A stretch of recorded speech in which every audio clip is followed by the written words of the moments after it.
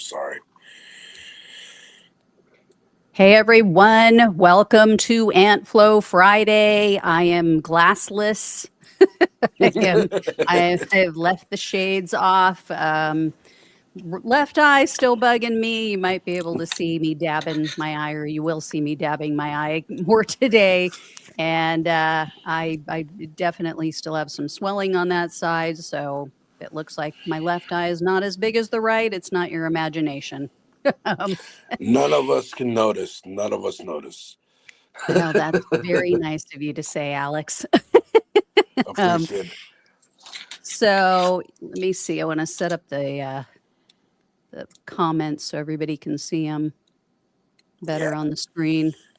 Okay. So Alex is on the road. That's why his background doesn't look the same, but same show. We got a lot of good stuff for you guys today. And I forgot last week, I forgot that we were streaming to Twitch as well. So for everybody over on Twitch, welcome. We're now streaming to YouTube, Facebook, Twitter, Twitch for both of us. So and if you're on YouTube right now, head over, open another tab, go to Twitch, follow Raw News and Politics and Devil's Advocate Productions. I'll run Twitch as well. Yes, please follow both of us. So that way we can keep doing these shows. Indeed. I am especially Alex over on YouTube.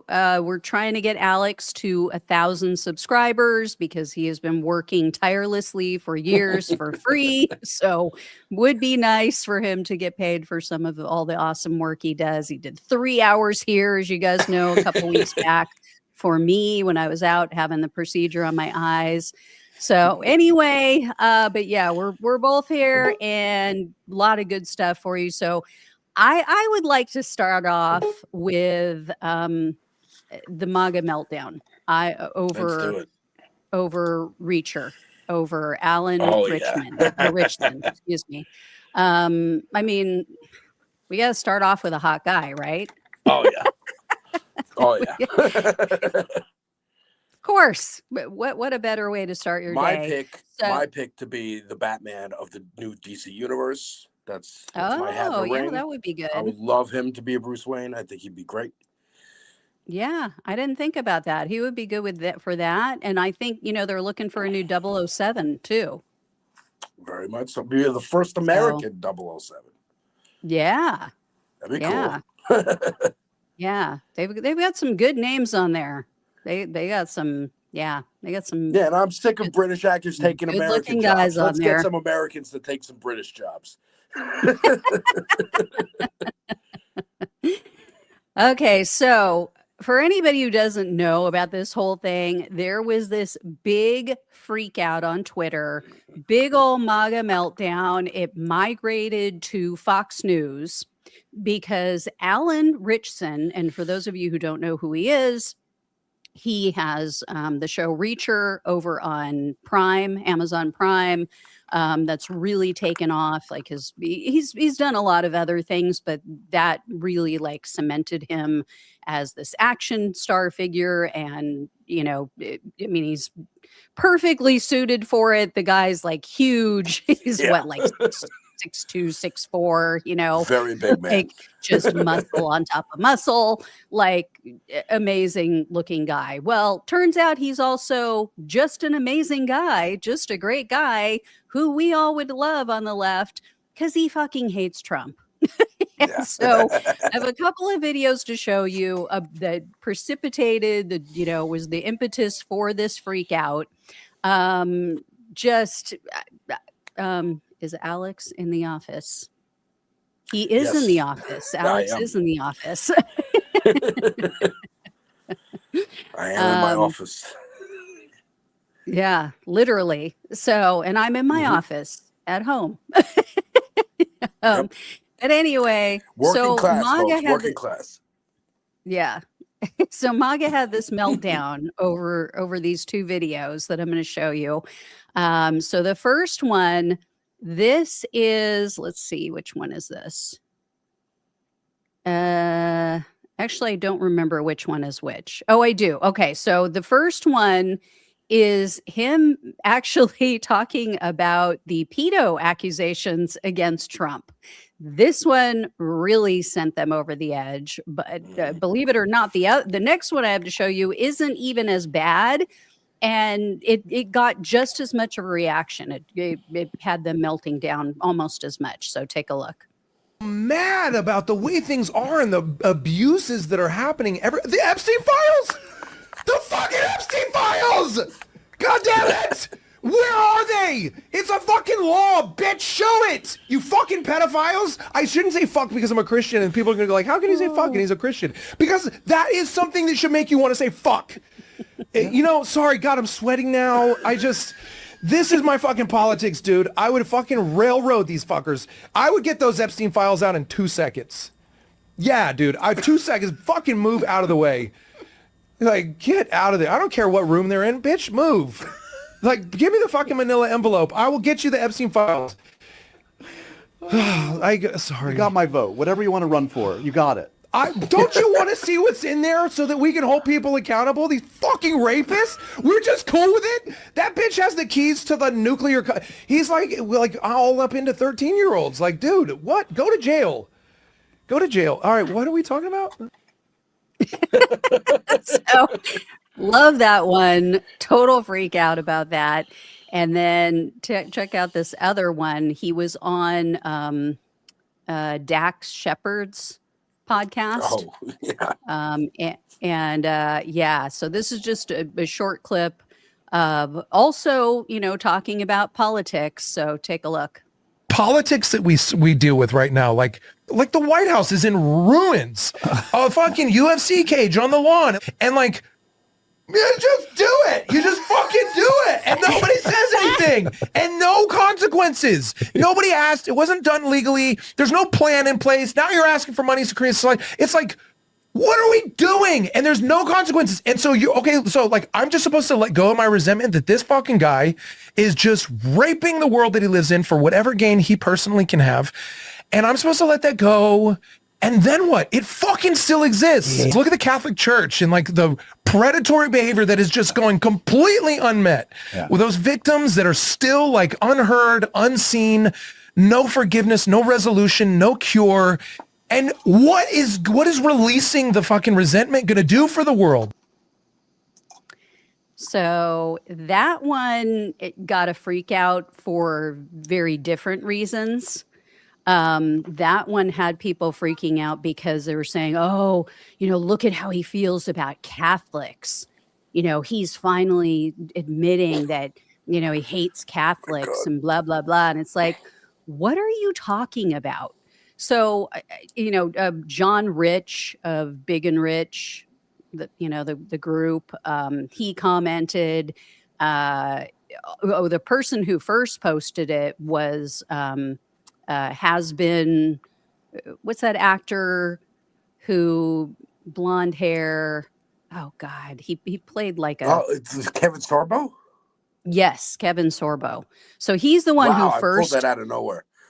Yeah, thank you. I appreciate that. I couldn't think of his name. I could picture his face, but I couldn't think of his name. Yeah. So he first posted this and was, oh my God, look at how they talk about Catholics. It's like, what are you saying? He's rightfully slamming pedophile priests. He's rightfully taking issue with the fact that the Catholic Church has been covering this shit up for decades. And there's no justice for the victims. And that's what you're going to slam him over? Are you kidding me? Yeah. So just ridiculous, their arguments. And then you sent me, which I'll put up on the screen, you sent me a clip from Gutfeld, which is just hysterical. Like, that he thinks he should have a say and be able to take issue with this man sharing the truth, by the way. Let me do. Okay. Oop, where did it go? There it is. Okay.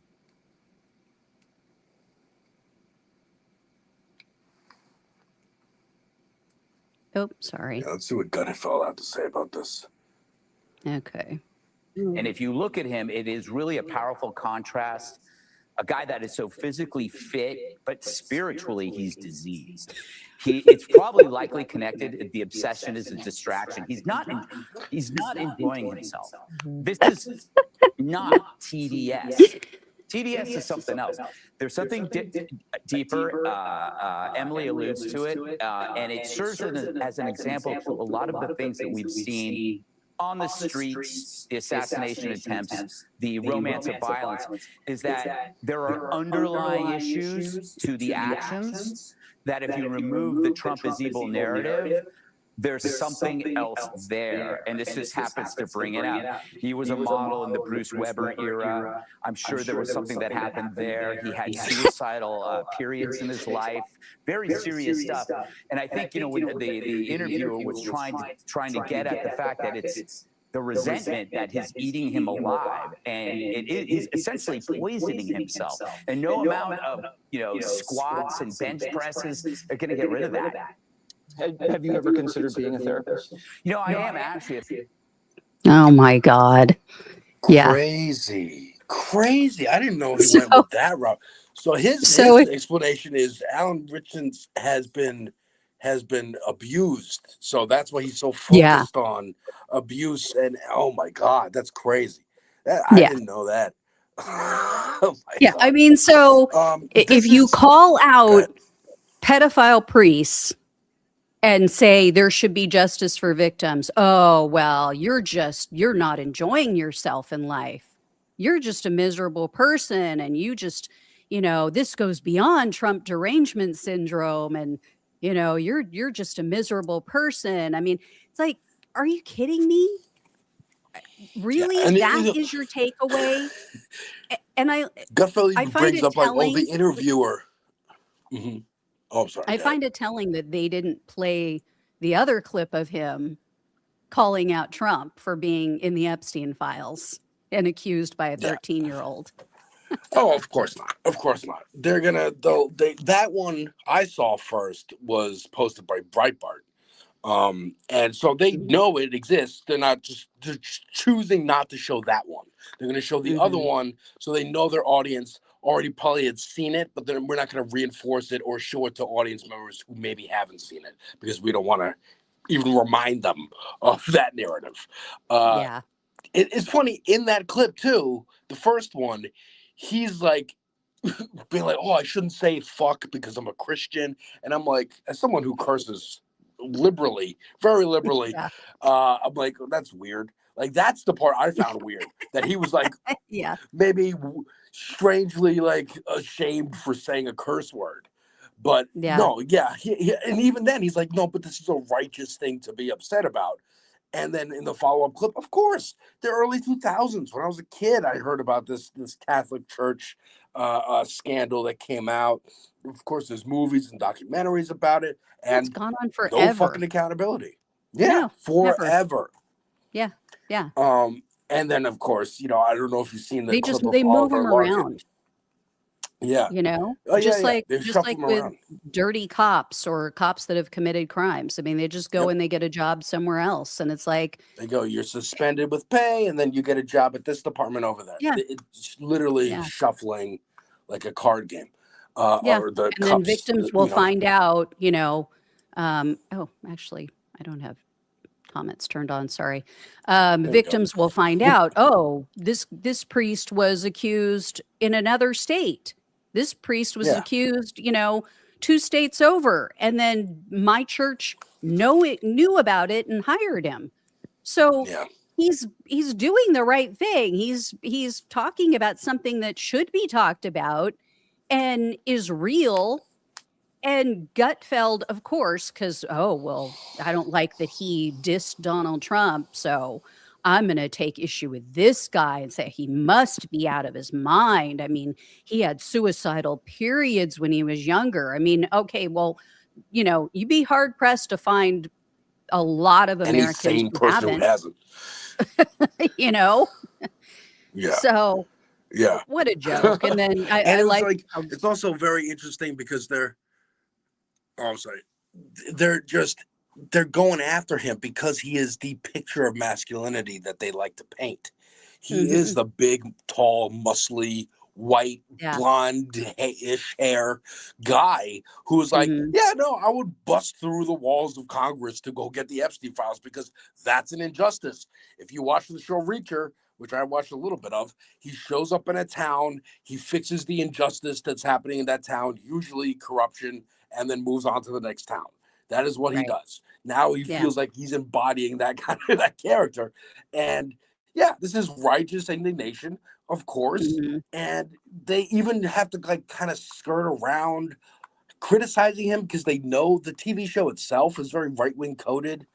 And I saw another clip where he was talking about Reacher and about action movies in general and how he has a production company. He wants to harken back to the era of like Indiana Jones, where not every action hero is a ex-military, ex-cop, ex-whatever. Right. Indiana Jones was an anthropologist, was and a teacher and a professor, and how that's much more interesting in seeing someone Just who's an kind of out of their an depth. average person. Yeah. Yeah. Who steps up. Or even Die Hard, which like he is a cop in that movie, but he's a local cop who's going up against like international terrorists and bank thieves. So it's out of his depth. It is endearing for us, the audience, to see. This is my movie maker brain coming on now. It's endearing for the audience to see that our hero struggles, has problems, isn't perfect at everything. Because then when it is, it's boring. It's boring to watch all those thousands of Chris Pratt movies that are just him as a perfect military guy and has no problem getting the enemy. And it's just, that's the propaganda they want. But go to Daily Wire for that. I'm sure they'll feed you. Or Angel Studios. This guy is trying to make it interesting again. Make action great again. And of course, they're pissed about the pedophile thing. Like, have you seen the clip of Oliver Larkin on Fox talking to Dana Perino? And she brings up, I actually pulled that. Yeah. So should I play that one next? Yeah. Perfect segue. I do want to say though, I think this is like also Greg Gutfeld going like, oh, see, if I work out, if I actually get in shape and I'm muscular, then I'll have mental health issues. So I better not work out. I better stay the little weaselly elf on a shelf that I am. A modeling agency. The way he threw out that too, he was in a modeling agency. And it's like, I mean, the guy did a lot of stuff. Modeling agency. Yeah. He did a ton of stuff, which I didn't even realize till I watched that Dax Shepard interview, or part of it. But he was on American Idol, apparently. Like he made it in Hollywood. Yeah. So he's just done a lot of stuff. He's just an artist. He at heart, apparently. Yeah. Just But wanted hey, to Gutfeld, pursue. you want to bring up model agencies? You want to bring up Les Wexner and Victoria's Secret and Donald Trump and the women's what's it called, the American beauty pageant circuit, and like all those models, or the people that you fucking have as anchors on your network, because Roger Ailes and Murdoch would definitely look for beauty pageant contestants to be anchors.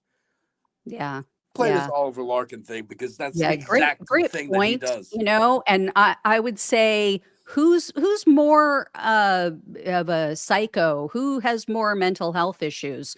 Someone who was a model and nowhere has it ever been said that he was ever victimized. So it's just Greg Gutfeld pulling that out of his ass. But would you say a model is more mentally unstable, or the pedophiles who preyed upon the models and pretended that they were going to help them become models? So anyway, speaking of pedophiles, the Fox News audience has gotten quite a few bits of reality lately. So for anybody who hasn't seen this, this is a Democratic candidate. He's in Florida, right, Alex? Yes, Florida 25. So, okay, Florida's 25th district. And he dropped a little bit of a truth bomb on the audience over there. So take a look. say that ICE has done yeoman's work when it comes to getting tens of thousands of violent criminals out of this country. Would you applaud them for that?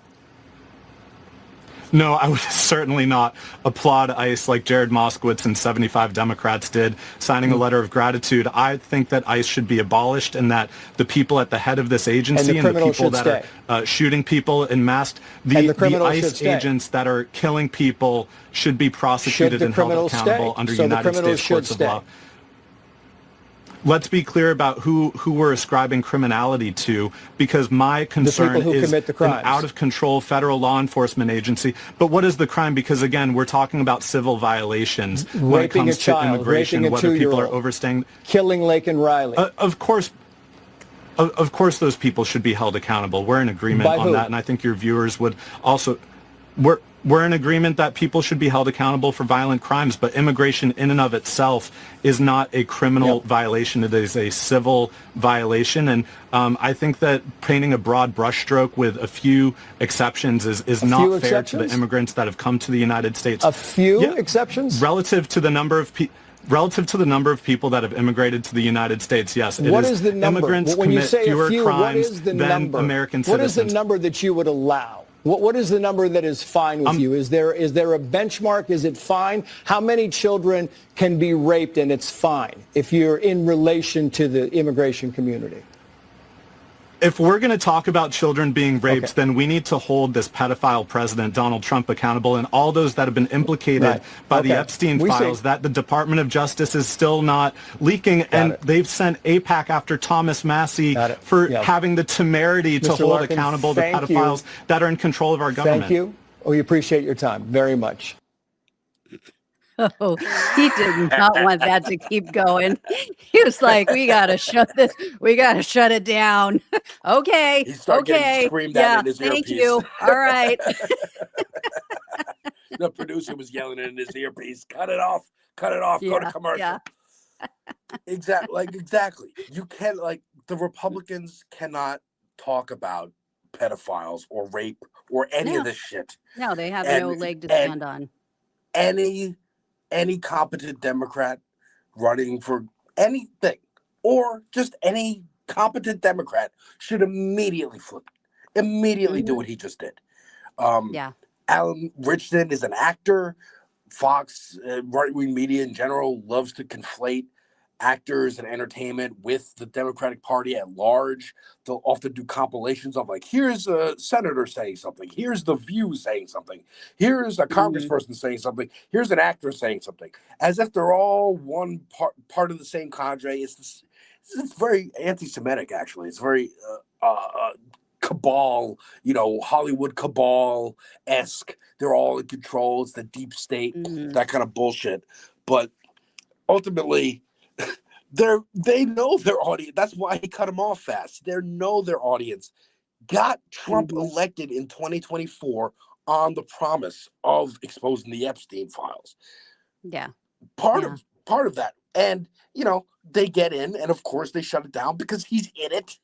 So, I don't know why they thought he would do it, but they thought, he's actually working against Epstein. He's a double agent. They bought into all the QAnon weird conspiracy bullshit. And it's just getting exposed. It's all falling apart. They're mad. They're mad. They're mad at Pam Bondi. They're mad at Donald Trump. They're mad at the establishment not releasing the files. And here's an actor who they probably watch a lot because, again, Reacher is very right-wing coded as a TV show. And they're going, oh, shit, that's my favorite actor saying this. And it's being spread by Breitbart, which, again, they think, this is your crazy Hollywood actor saying this. Breitbart, your audience is going to agree with that guy. Stupids. I love it. Yeah. If they've read the files, I mean, I still run into so many of them on Twitter who have no clue what's in the files, and all they ever say is, Donald Trump was never on the island. It's like, okay, well, you just proved that you're a low information voter, because anyone who knows anything about the Epstein case and has followed it for any period of time and actually read things, not just like, I heard it from, a friend's sister's brother's manicurist. Right. if you know anything about the Epstein files, you know that not very few, but not many of the crimes occurred on Epstein Island as compared to all over the world. Right. If you look at the totality of France, New Mexico, New York, Florida, everywhere he had a property, these crimes were taking place. So to just point to the island as if that's like, oh, okay, well, he must be innocent then, even though, they're multiple people have now accused him. Because they're desperate. They have no clue. They have no fucking clue. They have no clue, and they're desperate. It's cope. They're coping. Mm-hmm. They're coping with this reality that they just go into denial. They go, well, he wasn't on the island. So he wasn't on the island, then it didn't happen. I can go forward with my life feeling secure that I didn't vote for a baby rapist. And sorry, you did. You did, and you got to deal with that. Either you fucking recognize your fault and you change the way you fucking move going forward, or you double down and you lose probably friends and family, and the only people that you're in community with are a bunch of lunatic QAnons, folks. Like, that's it. Yeah. That's it. And we should say he's at least accused of doing it, Right. But there was a witness who gave a deposition in the Katie Johnson case. She claims to have witnessed it. She was one of the girls who would go out, and she was, procuring girls for Epstein and his associates. So she gave a sworn deposition. That is under oath. She could go to prison for that. And here's the thing. Everybody knew who Katie Johnson was, because when she first filed the case, she filed it 3 times. And the first case that she filed in her actual name. I think it may have been under Jane Doe, but she put her actual address, which is how the death threats against her started. So it's not like Donald Trump couldn't find her and sue her.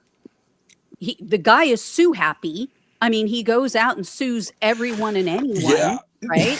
So you're telling me he's not suing her? And that's the funny thing too, is after these Alan Richson clips started going around, especially the one of him, accusing Trump of being a pedo, all of these MAGA influencers, oh, I see a lawsuit coming. Oh, this guy's going to get himself sued. And I'm like, no, he's not. Yeah. No, he's not. Because then what do you have to do? You have to go to court and you have to prove that he's lying. And guess what happens? You open yourself up to all kinds of stuff in court. You open yourself up to all kinds of discovery. Yeah. And explain how that works again, because I need a refresher and I think it'd be good for the audience. Discovery. Oh, the discovery rules. So, if the other side says, hey, we think that there's evidence in this person's emails or their phone calls or, letters or what have you, the judge can rule and say, yes, you have to turn that over to the other side. Okay. And so you if Donald Trump sues and then the lawyers for Alan, hypothetically, this situation, lawyers for Alan could say, well, we believe that in Donald Trump's emails, there's evidence that Alan's case is correct. Then you have to give us all his email. Okay, interesting. Yeah. And you can call witnesses, you can call this woman. You can call Katie Johnson. I mean, that's not her real name, obviously, but you can call Katie Johnson. You can find out who the witness was that gave the sworn deposition on her behalf. I mean, and there's still some confusion. I'm not sure if Katie Johnson is the same person who also sat for the 4 interviews with the FBI, right, shortly before and then shortly after Epstein was found dead in his cell. So, that could be another person who is accusing him. No. I don't know if that's the same person. I still haven't been able to square that, because some portions of her case and the accusations sound the same, and they sound like they're the same one. But I don't know. Yeah, it is. It is. I mean, it's a travesty. Just anybody. Trump's got to be impeached. Anyone running for Democratic office should be running on impeachment, Epstein file, transparency, like Oliver Larkin is there. Talking about abolishing ICE, going like, and also that's an interesting thing that I didn't want to gloss over either, that he's making the case and rightfully putting out the facts that illegal immigration is a civil offense. It's like getting a parking ticket. Like you don't go into a detention center for an undetermined amount of time because you got a parking ticket. You know? So that's also something that I think speaks to the Fox audience a lot more than maybe those anchors realize.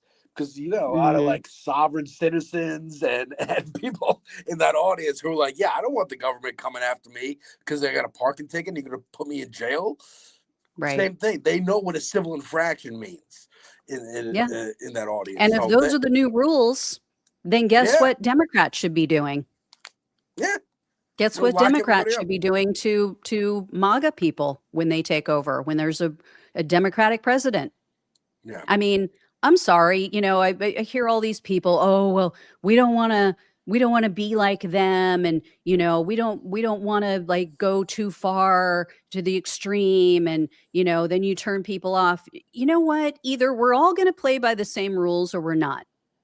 Yeah. And I'm sorry, but in my life, even in my personal life, I will give you grace. I will trust you. I will be honest with you. I will always do the right thing.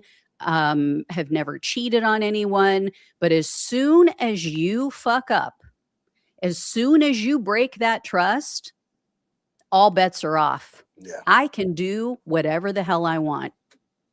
Yeah. And I will feel no guilt.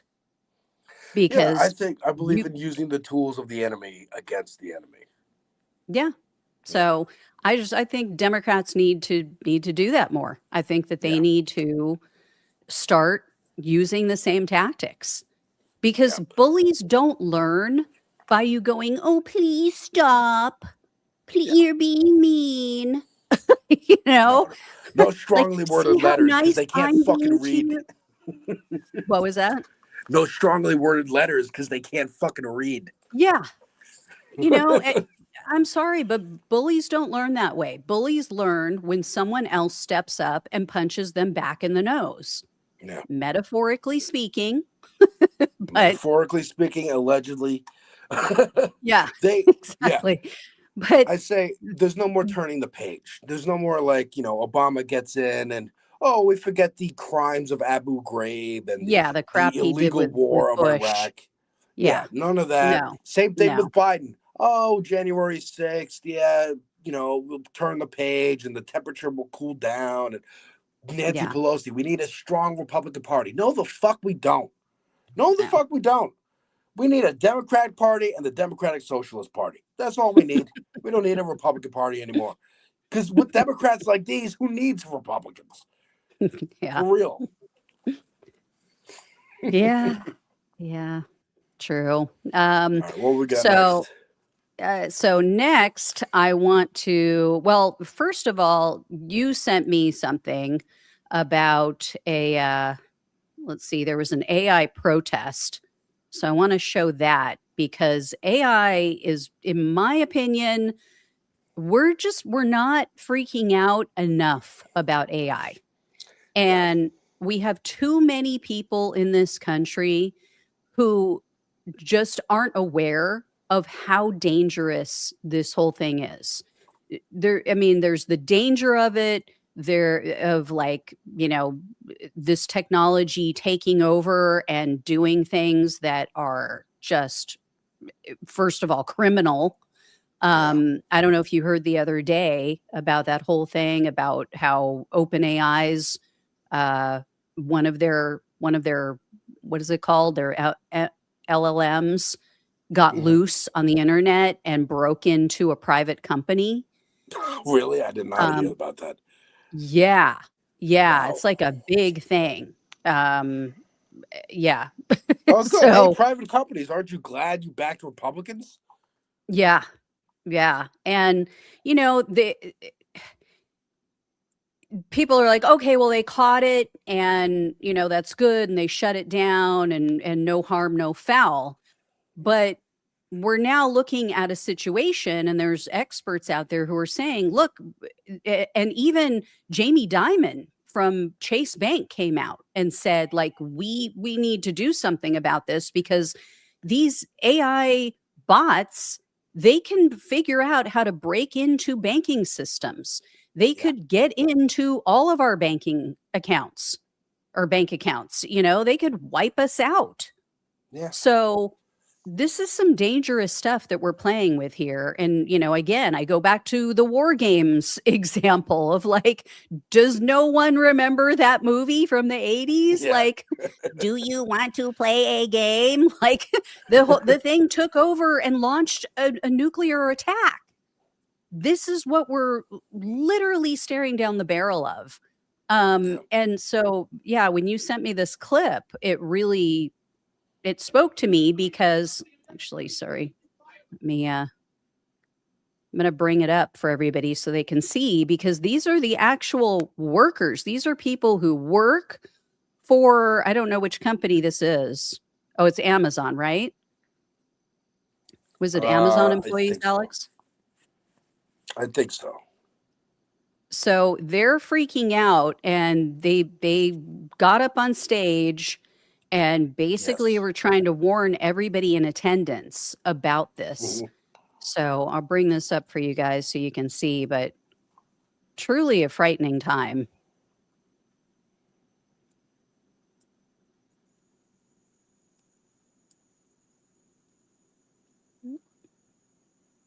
There we go. Fire them! That's what you do! Fire them! KI benötigt Unmengen an Ressourcen, an Strom. Nur schon der Gebrauch der Schweiz ist verantwortlich für fast 10% des nationalen Stromverbrauchs. Damit wollen die Tech-Oligarchen den Klimakollaps weiter an. Shame on you! Shame on you! You're getting profits from the deaths of millions of Palestinian people, and you're sitting here as if you're trying to do good, to be for the good of AI, when you know that the technology you're using is being used to develop killing machines. What do you have to say for yourself? How do you sleep at night when you know that this is what technology is being used for? When Microsoft pulls their Azure server, pulls out of the IOF, what does Amazon do? They step in, making sure that the IOF can continue to kill. And you know this. You know this. Come on stage. Answer those people. Project members. What you doing is mobilizing us like a hardware gaming. You're talking hardware? Amazon employees say something against project members, you fire them. Genocide starts here. You know this. If you have children, you know what this is happening. This is the future you want to see. People are not taking this seriously enough, in my opinion. Yeah, those are the people who are working on the models who are actually protesting at like an investor convention. This is supposed to be like, hey, look at our great new products that we can sell to people and companies across the world. And these people are going, hey, we worked on this. Fuck this shit. It's being used for genocide, as it is being used by the IDF, and and we already know about Grok making AI images of underage girls. You could just tell Grok, hey, can you put this person in a bikini, and does not check the age or whatever, and there you go. In Texas, they just voted down a regulation to make it illegal for that to happen. They were like, no, we want AI to be able to create AI-generated images of children in compromising situations. Yeah, and and there's some question too about the bombing of the girls' school in Iran, and in Iran. A lot of people are saying that they believe that AI was used to determine the targets, and that it may have screwed up because that Yeah. particular girls' school used to be part of a military facility. And so, yeah, I Oh, mean, really? yeah, yeah. And they think that AI was like pulling from an old map. Oh, you just went down. All right, Alex is down. Alex is down. I'm sure he will be back. He is back. Here he Sorry is. about that. Okay. Yeah. Forgive me if the internet's a little wonky. Yeah. But I yes, figured. that is freaky. I did not know that. So maybe they might be using outdated information that they're putting into this AI model, going, oh, that's a military base. We'll just target Yeah. that, bomb that, and then, oops, that's actually a girls' school now because you didn't update it. This is really the Skynet of it all, the Terminator of it all, where it's just like Yeah. AI determines who should be bombed at what time, and we're just going to let it go with minimal to no human oversight. Yeah, That's and the terrifying. reason they're thinking that that's what happened is because there were other bombs that were dropped in areas where it like places that were called like police square or something, something that would indicate that it was like military related or police related, but it actually had nothing to do with it. It was just like the name, and there were bombs How dropped. lazy is our fucking military? Yeah. they can't even manually choose targets anymore. What the hell? Oh, people are complaining that they can't hear you. Oh, really? Yeah. Hello? Hello? Yeah. Is that So okay? for anybody who's watching and who saw that last clip that we played, those were engineers. Looking at the Twitter post about it, they said engineers stormed the stage in protest of Amazon's use of AI in the ongoing genocide. So, yeah, I mean, but beyond this, we also have all of these lawmakers throughout the country, Democratic lawmakers as well, who are just like, oh, you want to bring jobs and money to our state? Sure. Yeah. Come build AI data centers. And they have no clue what they're talking about. They don't realize how bad these things are for their state. Like any money that's going to come into the state is going to get eaten up. I mean, any savings that a citizen might recognize from, I don't know what program, is going to benefit them, it's going to get eaten up with their electricity bill and their water bill that's going to go through the roof. So it's like, what are you people doing? And you've got plus, Gretchen Whitmer. Can they hear me now? Can you hear me, I folks? can hear you better now. Let me see. Okay. Everybody I'm gonna who's hold my mic like watching. this. Okay. Everybody who's watching, comment, let me know. They promise that the data centers are going to build, create construction jobs. What happens when the data center is done being constructed? The purpose of AI is to eliminate jobs. Yeah, That's and it's like a few hundred. So it's not like, oh, it's going to create, thousands and thousands of jobs. So people are saying you're still a little low, and at 50%. I'll hop out and hop back in. Okay. So Alex is going to log out, log back in. Yeah, for anybody watching, by the way, this was just so obnoxious. Gretchen Whitmer, who, is supposed to be this great Democrat and all the centrists just love her. She, the other day, was caught on video, and you could hear her saying that she has no intention of dropping her agreements with AI data centers. So let's hear you, Alex. Is it okay? Is it all right? Is it better now? It's still about the same. All right. Well, I'm gonna have to. Yeah, I don't know if you can go into StreamYard has settings where you can turn up your volume. Oh, let me see. Yeah, if you click on the little like gear icon. Okay, and then click on audio. I think it is audio settings. Echo cancellation. Turn that off. Maybe. How's that? Automatically adjust. There we go. There we go. How's that, folks? Better? Yeah, you Turned her up sound to a 200. okay. Yeah, you sound better. Great. All right. Okay, we're we back. got Alex back. We got his voice. So I was just We telling will the do it audience that, live. yeah, I was just telling the viewers that Gretchen Whitmer, I don't know if you heard about this, but she was caught at some event. You know, she's out there promoting these AI data centers in Michigan that she's bringing into the state. And she was caught, you know, behind the scenes saying that she has no intention of shutting them down. And, you know, basically like she doesn't care what No more. her constituents think. And she It's just so endorsed Haley gross. Stevens. Yeah. So if you're in Michigan and you're thinking about voting, come Tuesday, No, maybe people still can't hear you. vote for the person who's what? No, maybe vote for the person who's not There you go. endorsing data centers. Yeah, I'm Yeah. holding the mic like this now, folks. It's happening. Yeah. It's so funny I because, will, no matter what, I will try to make it here on Fridays. If I got to be in the office, I got to be out remote. No worry, I'm gonna be here. yeah. So yeah, she just endorsed Haley Stevens, as did so many other people in the Democratic Party.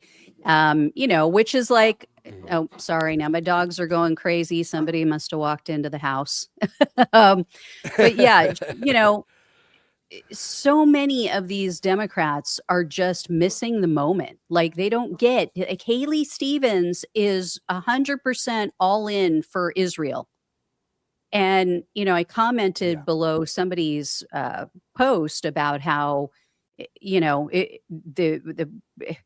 I forget what they said. I think they slammed Abdul Sayed. And I said, you know, oh, yeah, you know, how horrible that he wants to give everybody free health care and, you know, paid leave, paid family leave and blah, blah, blah. And this woman commented, oh, well, if, you know, if he loses in the general election, we're never going to get any of that. And it's like, okay, well, if she wins in the general, you're still not getting it. Yeah. So if it's between Haley Stevens and Mike Rogers, you're getting the same platform. Yeah. That's the difference. That's the thing. Yeah. Israel first. Yeah. Israel first. Tech oligarchs first. Billionaires and companies first. Your boss first. That's really, I think, a good defining line is go, who do you want to represent you? Someone who's going to be working for you or somebody who's going to be working for your boss? Do you like your boss? Yeah. Do you enjoy that your boss shows up with a new car and you can barely afford rent? Yeah. Yeah. It's disgusting, and we're hoping for an Abdul win on Tuesday over on this space. We're going to be doing an election night stream, so we're going to be watching the results. Have you seen in the Michigan latest polls? and Missouri. He's clobbering her. Oh my God. Yeah. I mean, he's up on her by, I think, almost 30 points. It's crazy. Crazy. And you know, of course, the Democratic Party, oh, well, you know, he's going to lose in the general election and, you know, the Republican has the lead. Well, we'll see. You know, I'm sorry, but we'll see. I'm tired of blue MAGA. Okay. I'm tired of the Democrats who, when Bernie supporters said, well, I'm not going to vote then, they vote blue no matter who. You have to vote blue no matter who. But then as soon as a progressive wins, I'm not voting. I'm taking my ball. I'm going home. If I don't get my centrist, do nothing, corporate owned, you know, Israel first candidate, I'm not voting. And it's like, really? Oh, what happened to the vote blue no matter who? Bullshit. That's only for them. Just freaking hypocrites. Hypocrites, liars, corporate stooges. Just, again, like, they work for your boss. They work for your boss. Do you love your boss? Do you love the owner of whatever company you work at? Fuck that. Try something new. How about that? Try something new. Yeah. Try something with a platform, with policies. It's funny you say that because I saw a clip of there's a reporter in Michigan and he went out, you know, because the whole talk right now is, oh, well, El Sayed is not doing well with black voters. That's the lie that they're trying to push, as if, oh, black voters just love Haley Stevens, Yeah. right? And so he went out and he started talking. He's a black guy himself. He goes out, he starts talking with some black voters. And one of them literally just said, yeah, we need something new. We need some change. So I said, fuck it. I'm voting for him. Yeah. Good. Yeah. I mean, I've So- seen some of those man on the street interviews too. Some of those voters were like, I voted for Haley Stevens because Obama supported her and this and that. They've been tricking people with the mailers, with the ads. Have you seen the mailers that are like in a color? They use the color grading that is very like African American coded. Mm-hmm. It's interesting. They use like dark browns and like some oranges. It's hard to describe, but if you see it, you're like, oh, this is trying to appeal to African American. It's crazy. It's crazy. And she just put out a tweet definitely harder to hear you when you move it away from your mouth. Okay, sorry. She just put out. You gotta motion with your other hand. Yeah, she just put out a tweet. This reminds me of Cuomo at the end of the campaign with Zoran. It reminds me of Espelliot at the end of the campaign against Daria-Lisa Chevalier here in New York as well. At the end of the campaign, when they knew they were losing, they just started pulling out all the racism. So Haley Stevens put out a tweet, I think it was last night, saying, we know that Abdul is just trying to be a celebrity, which is a line of attack that Hillary Clinton used against Obama. He's trying to be a celebrity, and he's also blaming all of his problems on Jewish Americans. Yeah. And really trying to play up her folksy, Michigan accent. Even in the tweet, trying to call people buddy and this and that. And it's like, so you lost. You lost because you're pulling out the racism, like blatantly. That's how we know they're fucking in the tank. Yeah. And nobody should ever trust Gretchen Whitmer or any of these other centrist Democrats ever again. Because, I mean, look at her over, sucking up to Donald Trump, putting the folder in front of her face because she got caught on camera at one of his signing events, and then she's selling her state out to these AI data centers and AI companies. And, then she's out here stumping for this person, that, Israel comes to me in my dreams. Her and what's his face? James Clyburn, Oh, yeah. It's like, seriously, don't ever take these people seriously ever again. And you remember the context of that photo of her in the White House? That was like after she had garnered a lot of support from Democrats and just people, normal people in general, because of the kidnapping plot that was foiled against her. Yeah. And then she goes to Trump to do some kind of deal, and she's trying to hide her face because she knows that's the end of her political career. And it is. Yeah. Someone's going to run against her. I can't remember what it was a signing for, but it was for something horrible. Yes. It was for something that like every Democrat would be against. Yeah. It was So, a signing for something that Donald Trump was proud to take that picture to embarrass her. To be like, I dominated her. I win. Yeah. That's what he does. Yeah. Alucious says, how much damage has Clyburn done? Yeah, he has done a lot of damage. Well, he's got to get a primary too. I don't know where he's from. Yeah. He's got and speaking of the backlash to AI, I don't know if you saw this, but Vivek Ramaswamy was at an event the other day. This was like a young, I want to say, it wasn't like a TPUSA event. I want to say it was a like a libertarian event. It was the Young Americans for Liberty. Okay, and they are libertarian leaning, right? Yeah. Yes. Okay, yeah. So he starts talking about AI and AI data centers, and they start getting really pissed. And then he says something that gets him literally booed off stage. So let me play it for you guys. of the matter is, no matter what happens in whichever direction we go, people of my generation have already made it. We're going to be fine. It's going to be your generation that pays the price. That choice belongs to you. You're a political cretin, and you need to get the fuck out of here.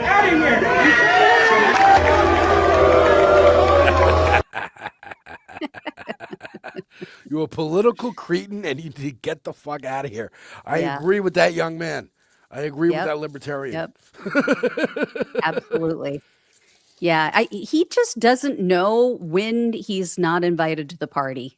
He's just one of those people like shows up and you're like, I didn't invite you. Yeah, who are you?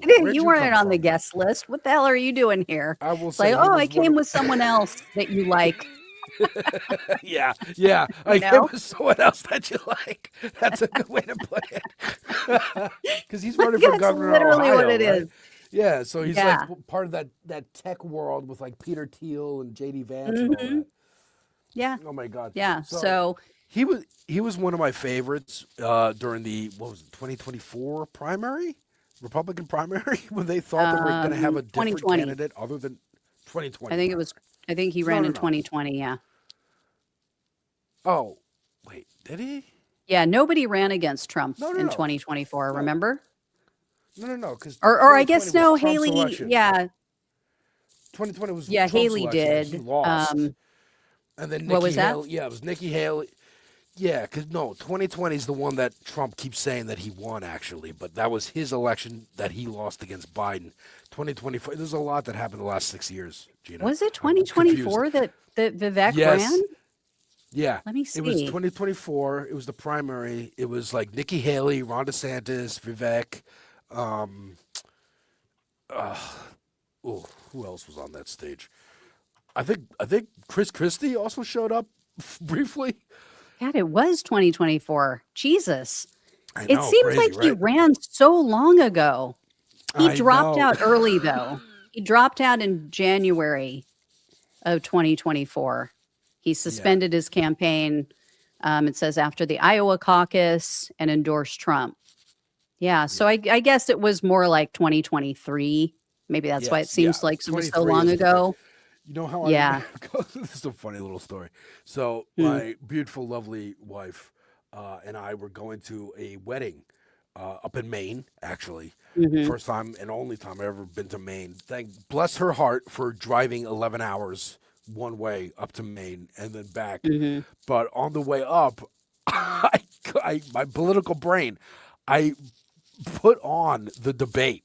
Like I was listening to the Republican primary debate on our way up to Maine for this wedding. So I remember vividly where I was, and it was 2023. Okay. Yeah, I never liked the guy. He always, to me, came across as very fake. And I He's like the remember Republican Andrew Yang. Yeah, but Andrew Yang, I think whether you agree with him or not, he comes across as genuine to me. He comes across as like he really believes what he's saying, and he comes across as a genuine person. Whereas Vivek just strikes me as he's just like ick. He has that ick factor of like you're just fake, you're just phony. Like you don't believe any of this bullshit. You will just say whatever you need to get power. And I remember watching like Breaking Points, and I respect all of them so much and their opinions. But I remember even Crystal Ball saying like, "Oh, he's a real political talent," and I'm like, "What?" Like, I guess like one of the few times I ever completely disagreed with her. I was like, "What are you talking about?" Like he's so phony. I think the thing that I remember about that primary session with him was the reason I compare him to Andrew Yang is that they're both tech guys. They both ran mostly to up their own profiles and to sell whatever next product that they wanted to sell. And and because of that, we're able to outflank everybody on the debate stage in whichever direction they needed to go. So Andrew Yang could outflank everybody towards the left wing because he's not actually really planning on being president. He can attack everybody. And that's what Vivek did. Anytime Ron DeSantis tried to pipe up, like, here's what I did during COVID, and here's how right-wing I am, Vivek's like, why aren't you locking them all up right now? Why aren't you doing authoritarianism right now? He could go further right than everybody else on that stage, and was a spoiler, I think, helped Ron DeSantis embarrass himself in that campaign. Yeah. It was very funny to watch. Yeah. I just hope he doesn't become governor his of whole Ohio like, you know, he just has odd reactions to things, like things that it doesn't fit the moment. And I think that's what threw me, like somebody would say something really offensive or rude to him, and he would just have that phony smile on his face the whole time. the famous, well, and it's the like, famous Ann really, Coulter guy? interview Like, where the famous Ann Coulter interview where Ann Coulter said, I like you a lot, but I would never vote for you because you're Indian. And he was just like, I understand. yeah. And he just bends over and takes it for the racists on that side. And it's like, guy, you weren't invited to this party. They don't like you. They don't want you here. They want you to go away. Like, he has gotten so much shit on Twitter from the MAGA right. And he just accepts it. Like, when are you going to realize this is not the party for you? Like, they don't want you. Your skin is too brown. Yeah. I think if he stayed in a non-visible role on some board of some company, he'd be much happier. Mm-hmm. He'd be much happier. Yeah. And also, speaking of Michigan, he is on the board of a few companies already. Yeah, so stay there. Stay there. Stop going in public and getting booed and embarrassed. Dude, I remember, speaking of Michigan, him getting, he tried to, like, rap a little bit, and Eminem. Oh, yeah. That's right. So shout out Eminem. Eminem, where's that Abdul endorsement? Let's get it. Come on. Mm-hmm. Yeah. Come on, Marshall. Yeah, Vivek just, and I personally know, which I can't talk about the details, but I personally know that him being on the board of some companies is affecting those companies. So. Oh, okay, all right. Yeah. Good to know. A little inside info. Allegedly. Allegedly, in theory. Yeah. So what's next? Anyway, but what else do we have here? So we had Wes Moore dropped out of the race in Ohio. Was it Ohio? Or no, excuse me, Wisconsin. Oh, yes. He's in Wisconsin, right? Yeah. Yeah. So for anybody who doesn't know, Wes Moore was running to become the governor of Wisconsin. And he saw the writing on the wall, and now the progressive has a clear path to the nomination. So I actually have his video. Take a look, and then we'll talk about it, because there's some stuff that came up, and there's some questions as to why he has dropped out. I had a very difficult conversation with my staff. Now, we're incredibly proud of all the things that we've accomplished and all the resources that we have raised to spread our message. But it's become very clear who our nominee is going to be. Now, I said from the very beginning when I launched this campaign that the number one goal was taking on and defeating Tom Tiffany to deliver big wins for Democrats up and down the ticket. And now it's our time to come together, to focus our efforts on that one goal. We have to do everything to beat Tom Tiffany. This is life or death for Wisconsinites who are losing their health care under a Trump administration, people who can't afford child care, the folks who are being squeezed by bills while the rich continue to get richer. Now, I got in this race because we're living in a rigged system. The rich are getting richer while the rest of us are left scrambling for crumbs. I know this firsthand. That's why I've always fought for better, as a legislator, as an organizer, as a lieutenant governor. Now, while I may be suspending this campaign, I'll never give up my fight for Wisconsin.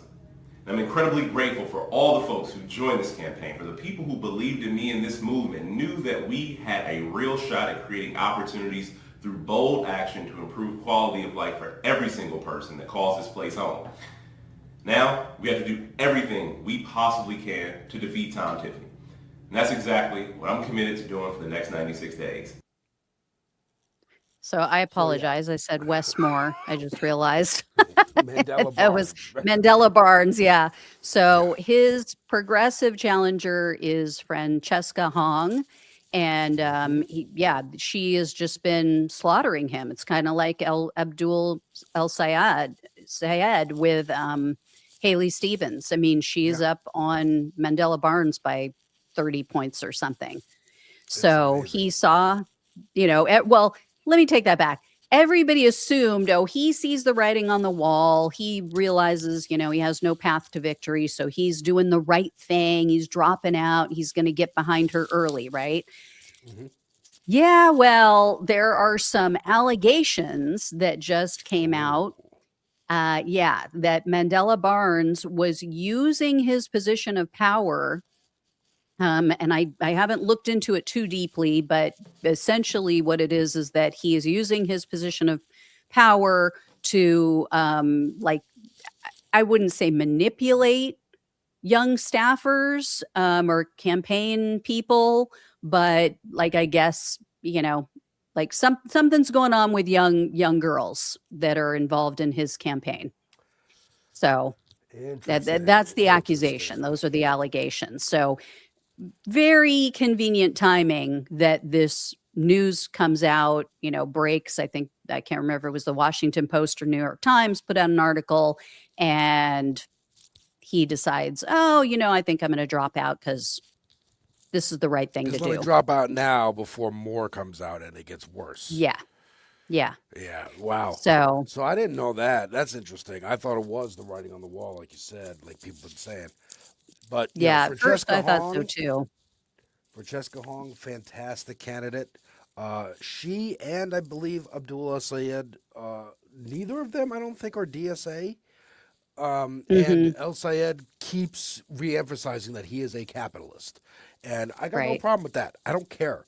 I do not care. It is a matter of strategy. I talked about this when I interviewed Danielle Welch, who ran here in New York against Tom Suozzi, who's one of those Democrats signing on the pledge to try to purge the DSA progressives, any kind of progressives from the Democratic Party. And she was saying the reason she didn't reach out to DSA was because in the Long Island district that she was running in, the word socialist is a word that would scare people away. So that is fine. I don't mind that people are like Abdul or Francesca are running and going like, yeah, I am a progressive. These are my policies. I am not part of DSA. I am not endorsed by DSA. She said in the debate that she's not endorsed by DSA National. She is definitely endorsed by some local chapters. But again, she is not part of DSA, and that's okay. That's okay. Because so long as it's the platform. It's not whatever you call yourself. I'm part of DSA now. I don't call myself a socialist. I call myself of the left because of the political spectrum. I am on the left. That's it. I have these policies that I agree with, and that's what I care about. Yeah, for me, I don't like putting myself in a box. I don't like labeling things because then it just tells everybody that you agree with everything that group agrees with. And to me, I don't like that. That's part of the reason why I'm now an independent, is because there are things that I don't agree with the Democrats. I don't agree with hardly anything with the Republicans. I mean, I do believe in 2A rights. I mean, we have a lot of guns in our home. My husband is a gun enthusiast. I think that goes across party lines. Like, there's a national socialist rifle association. Guns are, look, do they absolutely need to be regulated in this country? Of course. I think people should be able to have as many guns as they want. And you can keep them at a gun range locker. Hang on. I got my mic. My New York hand motions are making me drop. Yeah, you got to use your left hand to motion. You got to get used to it. My left hand to hold the phone. Oh shoot. I think gun rights. I think too many issues have been partitioned on either the left or the right, and some of these issues aren't left or right issues, like free speech. How much has the right tried to claim that as their issue, that we care about free speech so much? No, you don't. You're censoring people. You're firing people for making jokes about Charlie fucking Kirk. You tried to get fucking Jimmy Kimmel fired. You did get Stephen Colbert fired. Yeah. Not only did you get Stephen Colbert fired, you canceled the entire show, the show that Letterman started. Like, there's no more censorious. Oh, well, did you hear about, speaking of which, let me bring this up. So a couple of things that came out lately. I don't know if you heard about the thing with the Melania impressionist. No, I have not. Okay, let me bring this up for everybody. So this was reported it was reported by a few different news outlets, but this one comes from the Daily Beast. Okay, so this woman does an impression of Melania on the Colbert Show, and she had to move because she was starting to get death threats, people showing up at her house. Oh, wow. So it says she paid a hefty price for bringing her comical take on the First Lady to the Late Show viewers after MAGA followers leaked her address online. So Laura Benanti, I think is how you pronounce it. Anyway, she does a great impression. She really does. I mean, you can see her here. Oh my God, that's great. And that's John Marco Scorsese's I don't podcast. see any. Oh, wait, maybe this one will play. Things have changed a lot. We will we'll mute it until the ad is over. I recognize that podcast that she's on. That's John Marco Scorsese's podcast. Great comedian. He just did the Just for Laughs State of Comedy speech. Oh yeah, go ahead. Let's see if I can make this bigger. Hello. Last week, I held an extremely WTF press conference where I explained that I never spent any time with Jeffrey Epstein, except for all the time I spent with Jeffrey Epstein. I gave my speech for many reasons. Most importantly, talking about Jeffrey Epstein distracts people from the war that was started to distract people from talking about Jeffrey Epstein.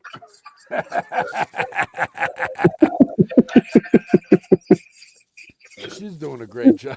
Yesterday, that war got worse when the president decided to blockade the Strait of Hormuz. And look, I better shut it down just in case. I don't want to get hit with violation. That was good. So she got doxxed, and then the people started showing up to her house. That's crazy. Yeah. So she actually had to move out of her home, move somewhere else because people got so butthurt over her Melania impression. Like, but tell me who the snowflakes are. Seriously? Yeah, right. You know? I'm surprised we're the snowflakes on the left. They're so for free speech, but oh my God, you did an impression. It's not like she even said anything mean about Melania. She just did an impression of her. Yeah. Yeah, they are soft. They're softer than Cottonelle. They're weak. They're fragile. I mean, I just watched on Wednesday the Apprentice movie, about Donald Trump, starring Sebastian Stan. Fantastic film. He did a great job. Phenomenal performance as him. It's about like his origin story and how Roy Cohn, a lawyer, kind of helped him become the criminal lunatic that he is now. And it was also shot with cameras that look like they were from the 70s, 80s. Very cool. Oh, really? But the reason I bring it up is it was very cool. I will say, like, it's dark. Obviously, it's about him. So, we have enough of him. I don't know why anyone wanted to watch that movie, but I was morbidly curious on Wednesday. Came out 2 years ago. But I had some Oscar buzz. Oh, I didn't realize it was that long ago. Remind me of Succession a little bit. Yeah, I know. Again, the time is a flat circle. Yeah. It feels like Vivek ran Yeah. many It, years it ago. literally It was came out only when 3 Vivek years was ago. running. That's why I don't remember. That was all a blur. That was all a blur. Oh my God. But yeah, he is so fragile. He is so, and it comes from, you know, his insecurity with his father and his brother and his whole family dynamic. Yeah. Wanting to be this like masculine man. They show him like getting liposuction and the hair transplant stuff so he can feel like he's a glutton. He's a glutton. Okay. He I don't eats. know if I believe that he ever got liposuction. I don't know. Well, the scene in the movie was pretty graphic. I mean, you know, creative liberties, but who knows? Maybe a little bit in the 80s, and then it came back. He just kept eating, and it got bigger. Yeah, it does come back if you don't change your ways. I do want to show something else. This came up. I don't even know how I came across this, but take a look at this. So this guy is Kirk Bangstad, I think is how you pronounce his name. Anyway, this is his Substack page, and he owns Minocqua Brewing Company. What is this, in Michigan, I believe? That sounds like a Michigan name. So he is getting like his bar or his brewery is, or I guess Wisconsin is on the verge of being shut down. And they're making all these false accusations against him. And he thinks it's because of his anti-Trump stance. He thinks that that's why this is happening to him. So he said, basically, he put out this letter saying, you know, he has some words for Governor Evers. He said, bro, the goal of taking a vacation, especially if you've already spent the money on a safari in Africa, is to relax. Because he's going after him while he's supposedly on vacation, trying to shut him down. So here's what this is all about. He basically trolls the trolls. That's what he says. So I'll play one of his videos for you. They said we had 80 complaints against us. Some of them complained that we put COVID vaccines in our beer, and which is funny because I think I might have responded to an online troll at some point who gave us a bad review. That the reason he didn't like the taste of our beer is because we had a sensor in the pint glass that sensed if you hadn't had your COVID vaccine yet, the sensor exploded and released the COVID vaccine in the beer and forced you to get one. which I take pride in some of the ways that I troll the trolls. That's great. Yeah. So he's doubling down. He's like, fuck it. Like, I don't care. Shut me down. Yeah. Try to shut me down. Like he is just not giving up. That reminds me of a recent interview, I think yesterday, the day before, with Troy Jackson, who has taken Graham Plattner's place as the candidate in Maine. And they were like, oh, there's accusations that you ran several accounts on Twitter that were trolling right-wingers. And he's like, yeah, that sounds like me. Yeah. Yeah, I did. And what? And what? Like, yeah, let's not shy away from that. Yeah, so what? I made fun of fucking asshole fascists. What do you want? I mean, the MAGA right is running people right now who have allegations against them of physically abusing their children. Max Miller right now is refusing to drop out, and court records show and accusations from his wife are that he threw scalding hot water on her and he broke his 2-year-old's collarbone. Yeah. And you're going to worry about a guy having a troll account on Twitter? Yeah. Like, it's dark shit. Like I said, we're not playing the same game here. We're not playing by the same rules. Democrats need to wake the fuck up. Like, what are we doing? And Republicans often do this, like harkening back to the first segment where we talked about Gutfeld bringing up like, the pedophile accusations and this and that, or Oliver Larkin rather, bringing up Mm-hmm. when asked about raping kids. He's like, "What about the fucking motherfucker in the White House? What are we talking about here?" Because Republicans for decades have used Democrats' empathy against them and going, "Oh, you know, they'll constantly." What they're doing right now with Haley Stevens. Oh, black folks don't like Abdul. They like Haley Stevens. Don't you care about black folks? It's like, you don't care. You don't care. You're just using this because you know we care. You know black folks care. You know we care about abuse. And they go, oh, well, Graham Plattner's an abuser. And like, yeah, guess what happened? He was immediately fucking shut down. Get the fuck out of the race. Pressured to leave. He did. They replaced him. And now the best they got against Troy Jackson is he was a fucking troll. Like, okay, who isn't? Yeah. With 10, 20 years of Twitter existing or the internet in general. It's crazy. It's crazy. You gotta stop. You gotta stop with this. Like, and I think it's happening. You know, Graham Plattner was an exception of like, oh, you went a little too far with like disregarding warning signs and red flags. But some of the red flags for that, especially if brought by Republicans, like, well, don't you not like when he said this about, or said this on Twitter? Like, this is uncouth. This is.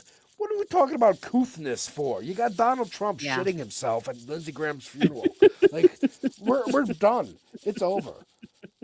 It's over. Yeah, I mean, when you have an accused pedo in the White House who was literally found liable for, lost Alex again. But anyway, I'll finish my thought until he comes back.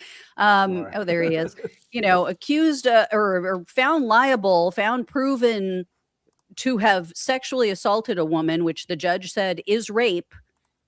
And we're talking about mean tweets on the left, like whether or not you trolled people. I mean, Jesus Christ, absolutely insane. Yeah, absolutely insane. Yeah. They seriously, they don't.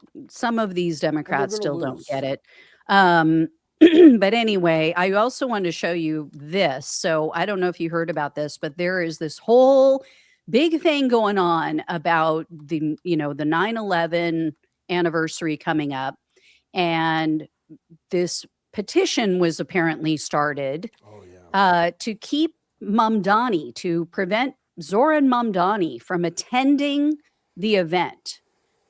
So check this out. So New York Post posts this, saying thousands of 9/11 families demand Mamdani be banned from 25th anniversary ceremony.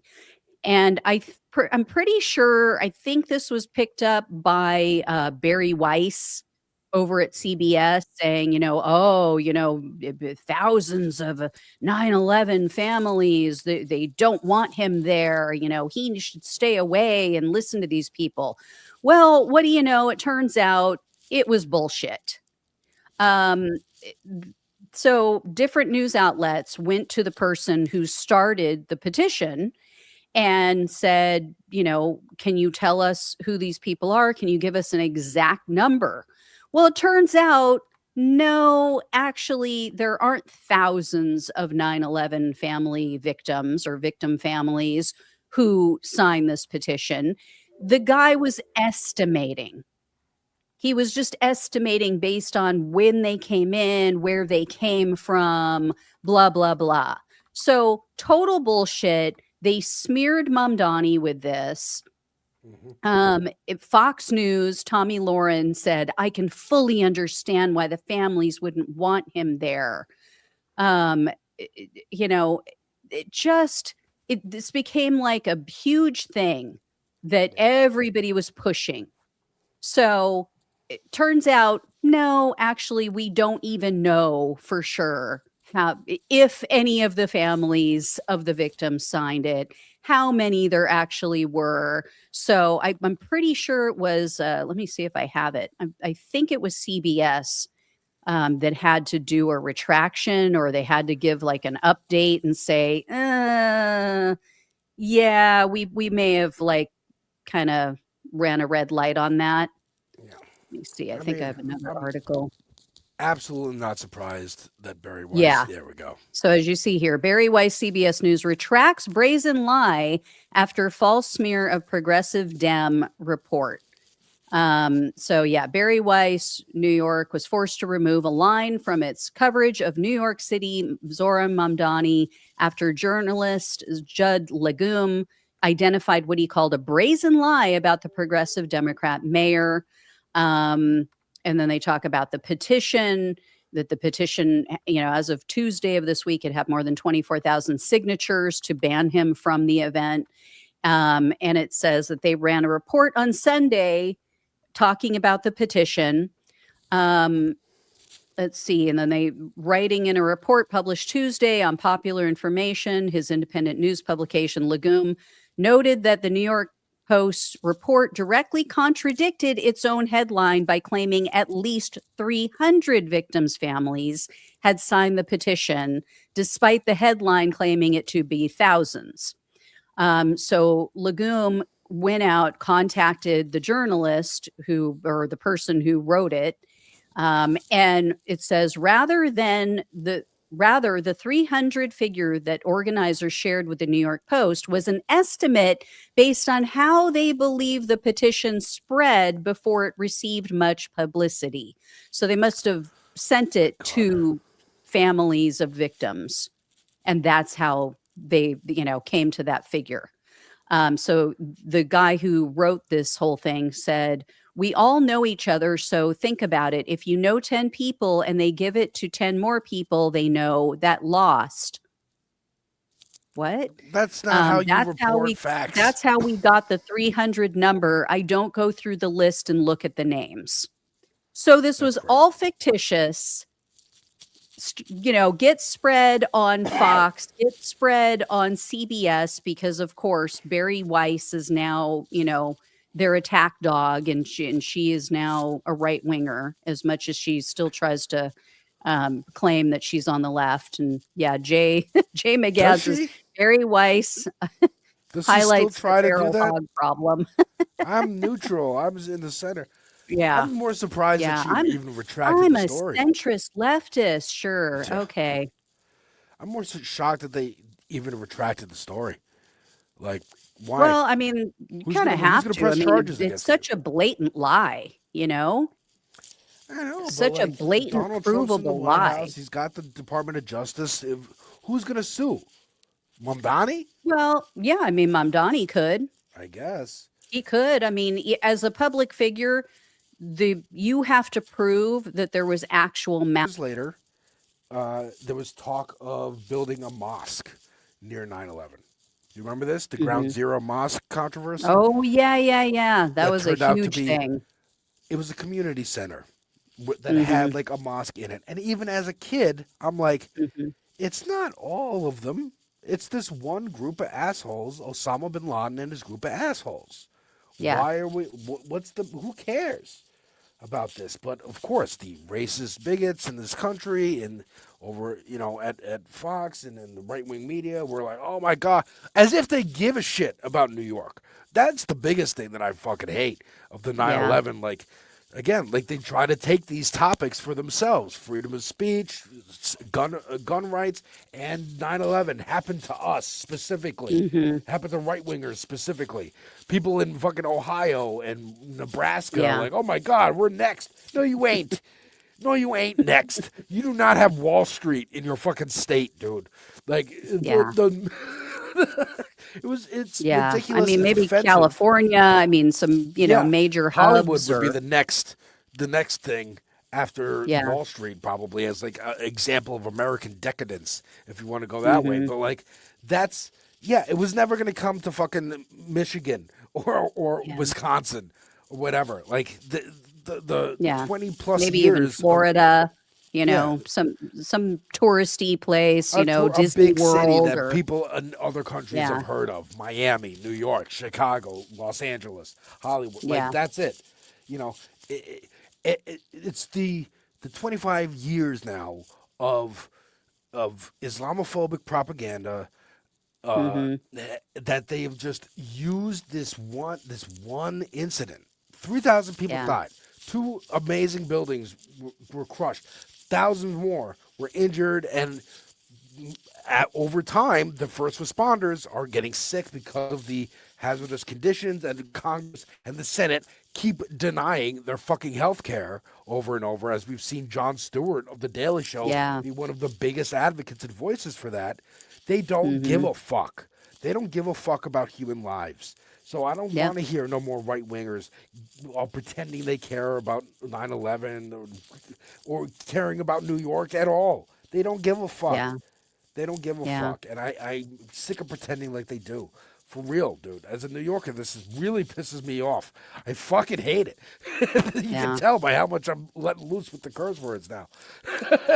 It just, I hate, and they use it for war. I mean, what did Netanyahu do? October 7th. We got to have our own. We want our own 9/11. We're going to have our own date of a tragedy that we then use to justify an outsized fucking response for mostly financial reasons. They're not killing Gazans just because they hate Palestinians. They do, but they're doing it so they can sell the property and make money. We didn't go to war in Iraq and Afghanistan because we just hated Muslims so much.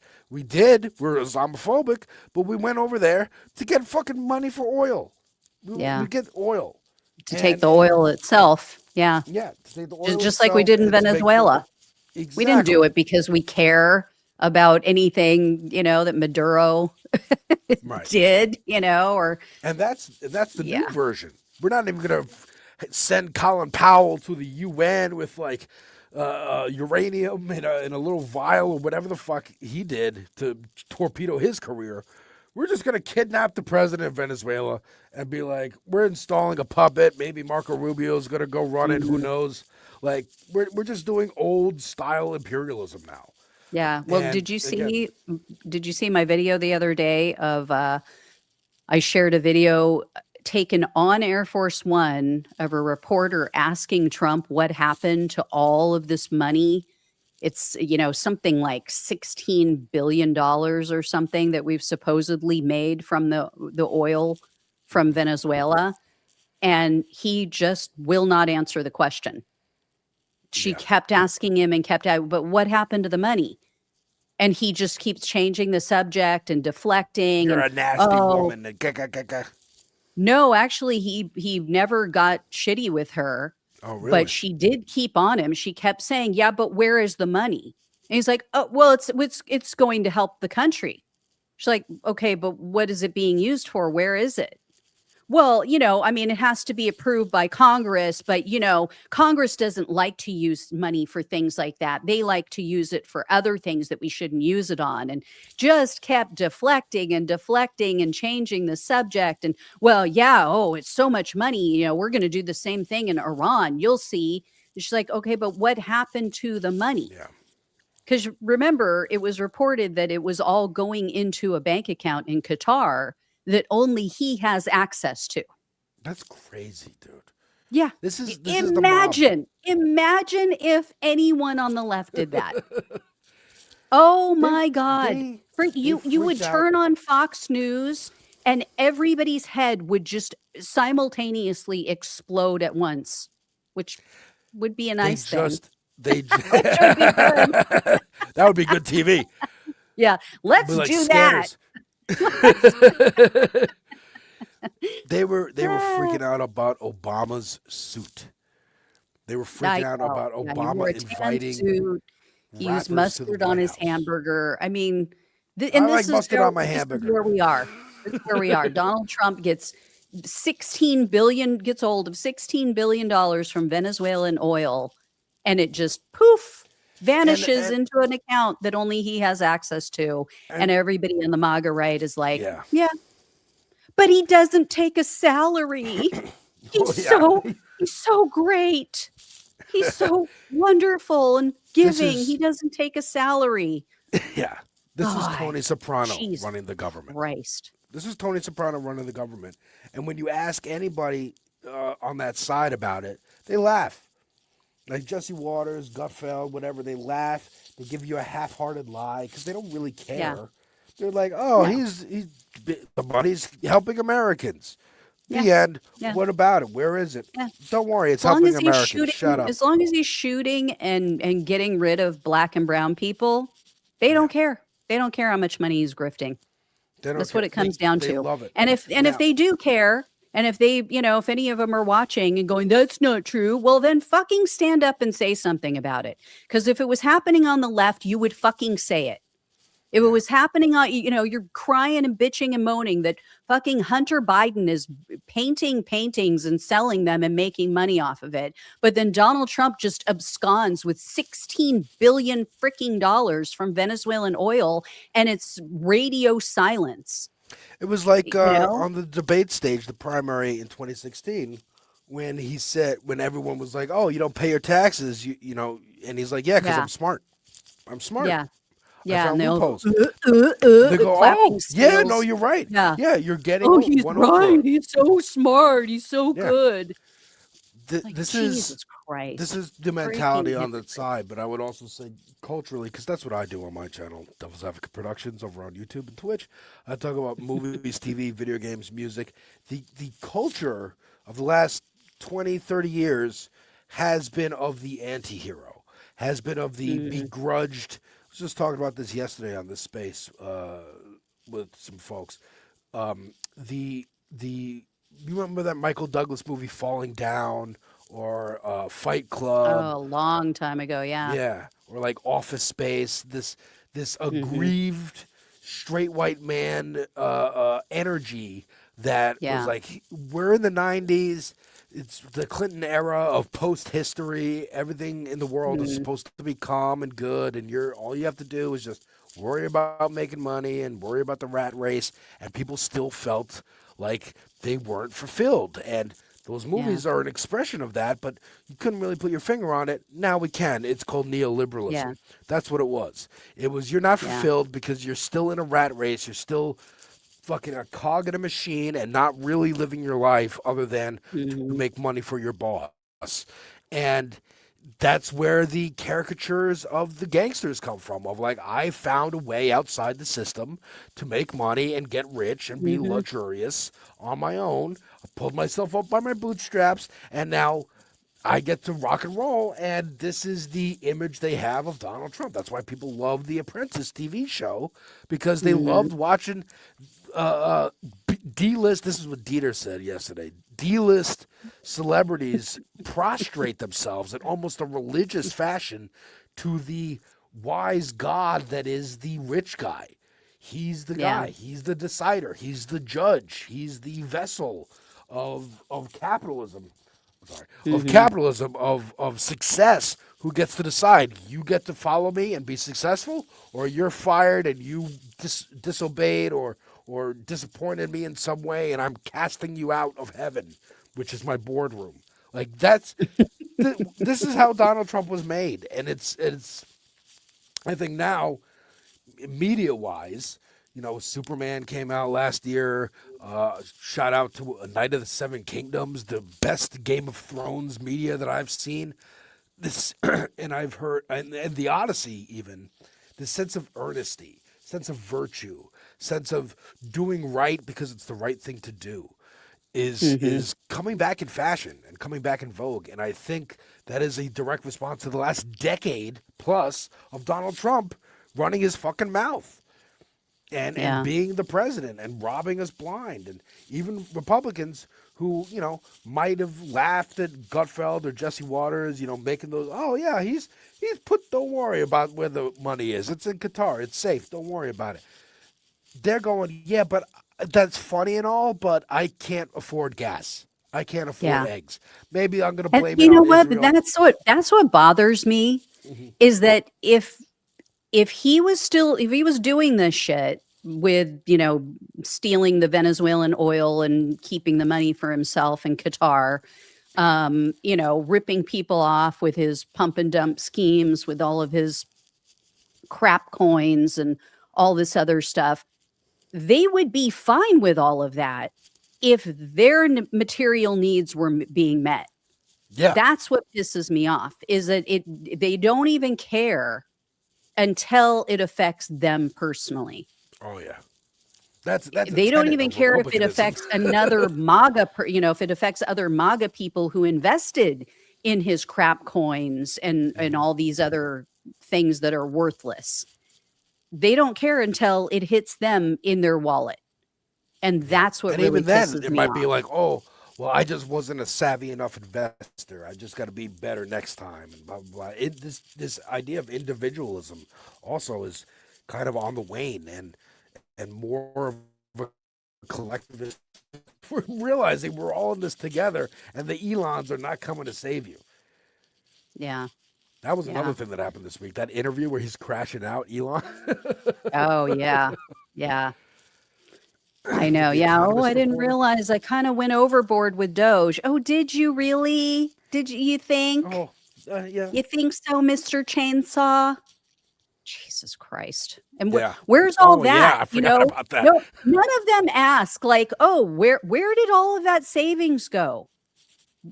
Our national debt's still going up. Where's all these prices of groceries are going prosecutions up? that they promised from all Yeah. of this fraud that they found? Oh, we Mm-hmm. found fraud here, we found fraud there. Really? Why hasn't anybody been prosecuted for it? Why have they not announced a single solitary case? You know Hell, why? if I'm MAGA, It's bullshit. It's total and complete bullshit, and MAGA fell for it. They fucking believed it. Hook, line, and sinker, he got them. if They I'm MAGA, believe- I'm like, why isn't Hillary in jail? It's been 10 years. Yeah. Like, Why and the where's the other border day, wall? the other day there was this big thing about Donald Trump is gonna he's gonna undo Fauci's pardon, right? He's gonna undo the pardon that Biden gave to Dr. Fauci. And I'm like, no, he isn't. He can't. Because if he does that, it sets a precedent. And the next Democratic president who comes in 2028, they are going to undo all of Donald Trump's pardons. That means guess who gets taken to prison? All of the January 6 people, all of Donald Trump's family, all of the people in his administration who are committing crimes on his behalf right now, who he said, do whatever you got to do, and I will give you a pardon. Don't worry about it. So what do you know, within I'd say it was an hour or two of me seeing the article about him supposedly getting rid of Fauci's pardon and me thinking that, I see another article pop up and I see a video on Twitter of Donald Trump saying, well, yeah, I decided I'm not going to do that. I'm not going to take away his pardon. It's like, yeah. First of all, the Republicans are working overtime in this whole. First of all, the whole Fauci hearings is just to distract from Iran, affordability, Epstein, all things they don't want to talk about, and they want to remind, and they think they can energize the populace and get angry again from 6 years ago of the lockdowns. That was DeSantis, his whole campaign in 2023 and 4 was, remember the lockdowns? Remember how I didn't lock down Florida? Remember that? And everyone was like, we don't give a fuck. We're past it. Who gives a shit? And like the Fauci, so that's the Fauci. And then here's my hot take. Next Democratic president, reverse the pardons anyway. Fuck that. All those January 6ers should be in fucking prison. Most of them are fucking recriminating themselves anyway. Assaulting That's people. my thing is they're going to end up back in prison anyway. I mean, most of them, not most, but a high percentage of them have already been incarcerated again, charged with crimes. So yeah, I mean, murder, crimes against children, spousal abuse. I mean, you name it, the theft, breaking and entering, violence, random violence. So yeah, it was something like Donald Trump's best showed up that day, and so you pass a law that says like if you are MAGA, you cannot run for office, or if you are on January 6th, you cannot run for office, like something like that, like because they are running for office. Yeah. You know, you got like this guy Max Miller we were talking about. I don't know. I don't think he was January 6th, but like he's MAGA, and it's enough. Like this is the American Nazi movement, and no American Nazi should be able to run for office. I just think anybody who has any kind of spousal abuse against them, it used to be you didn't want candidates who had any baggage like that because it sets them up to be a perfect target for bribes, Right. or manipulation by a foreign country. And nobody even thinks about that anymore. It used to be like, oh, if you cheated on your spouse, if you were a spousal abuser, child abuser, if you committed crimes, you did anything like that, we don't want you because you are a perfect target. You can be manipulated. You can be, used by a foreign government to do things that aren't in the best interest of America. And now it's just like free for all. Ever since Donald Trump, I mean, at least before, we had candidates like Bill Clinton who did things that were horrible, and Nixon and other people, but people bristled at the idea. People at least had an issue with it and voiced their opinions. Now it's just like, whatever. Whatever. We don't. That's Tuesday. We just don't care. Matter of fact, that's the morning of Tuesday. There's going to be a different story by the evening of Tuesday. It's crazy. Yeah. I'm reminded of another movie, 2018's The Front Runner, which is a movie starring Hugh Jackman as Gary Hart. Now, I do not remember this election because I'm not old enough, but Gary Hart apparently was like the first big political scandal, like sex scandal, because he was having an affair. It wasn't abuse. It wasn't like she's underage or anything Bill Clinton did.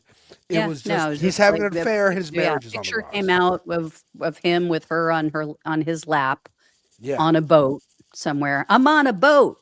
Had to get that in. Shout out Lonely Island crew. But yeah, that was it. It came, picture came out. He was sitting on a boat. She was sitting on his lap. He was a married guy, and it just completely destroyed his candidacy. Yeah, because that was the beginning future. of the tabloidification of mainstream news. The beginning of like 24-hour news. So now we can just talk about this. We have to have something to talk about. And what do people want to see? They want to see more information about this scandal that everyone's talking about. It's sensational. Yeah. It's scandalous. It's literally scandalous. Like that's where it comes from.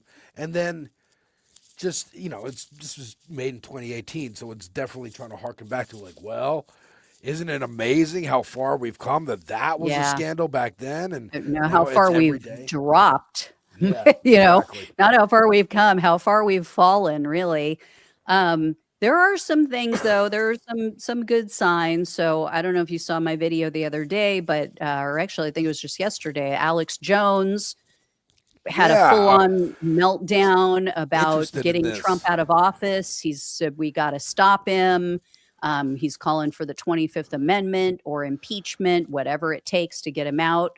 And then you sent me this. I want to show everybody. Ooh, shoot. Sorry. Got to back this up. What do you think behind Alex? Back it up. Backing on up, folks. Back it up. Okay. What do you think behind Alex Jones's motivation? I was talking about that, and I was saying I don't know if this is with Alex Jones coming from a legitimate place. Like, I know he's freaked out about the war, but in his rant, he was talking about things that I have not heard from any source anywhere about Donald Trump, enacting a draft, calling up all young people throughout the United States to fight in the war against Iran. According to him, this is already in the works. It's going to happen any minute.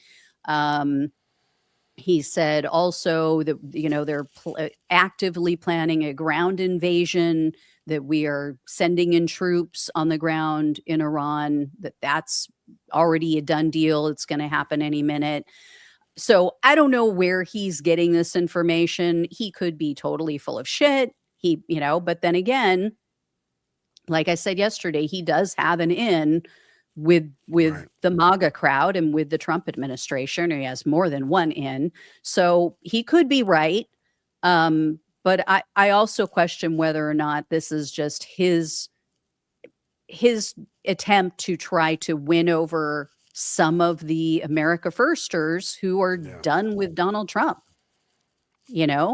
because there is that big split in the Trump base. Yeah, maybe there's he's the trying to MAGA like base that's sticking with him, the Kool-Aid cult, and then you've got the America Firsters who are like, no, we meant it when we said no new wars. We meant it when we said we need help and we want you to lower prices and help us buy homes and, stop sending our tax dollars over to start these foreign forever wars. So I don't know if he's just trying to get up to like Tucker Carlson or something.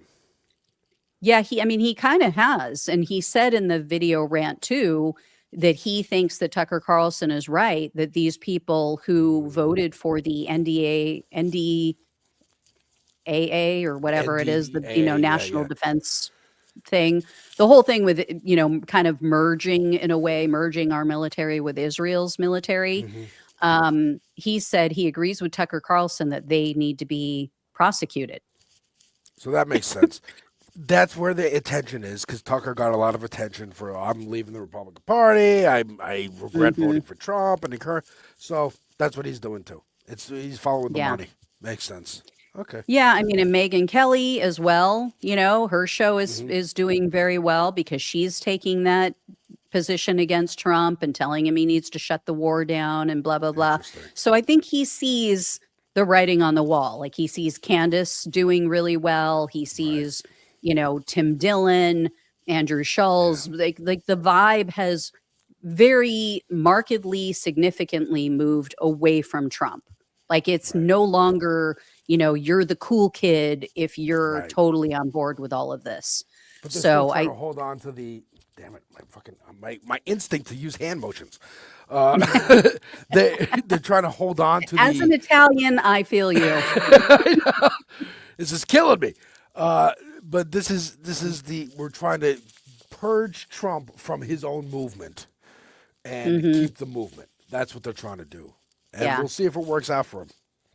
Yeah, but I wanted to play the video that you shared with me. So everybody watching, this is was he MMA or UFC fighter, Okay, yeah. So he's a UFC fighter named Sean Strickland. And he was on the Sean Ryan show. Now, both of these guys you're going to hear voted for Donald Trump just a year and a half ago in 2024. And they are both completely off the Trump train at this point. So take a listen to this. And like, have you been to a Trump rally? No. Oh, dude, it's fucking nuts. No. So like when you're at a Trump rally, you're like, oh, I can definitely see how it hit the. Like, I'm not fucking joking to you, dude. When you go to a Trump rally, it makes you question the sanity of everybody.